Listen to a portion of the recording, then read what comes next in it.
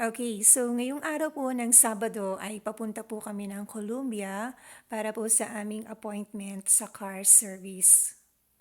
Pupunta po kami ng car service center. At eto po, nakarating na po kami. On time po kami. 8 a.m. po kami nakarating or before 8 a.m. narito na po kami. At ayan, nandito na kami sa loob ng service center. At ayan, nakasalang na po yung sasakyan. Si Papa, ayan po, at we are waiting po na matapos. Siguro po aabutin ng mga 1 to 2 hours.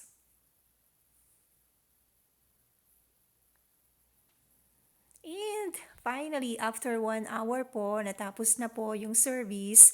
At ayan, ready na po kami para po sa check-out.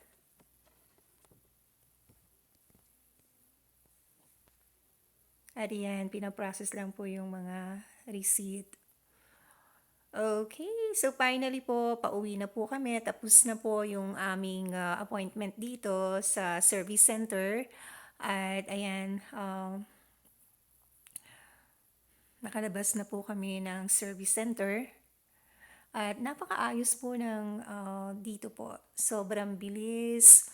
So 1 hour lang inabot. At ayan, finally, natapos na. So walang hassle. Maayos po yung transaction.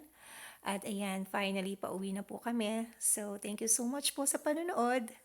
Buhay po sa Amerika ay ganito, mabilis.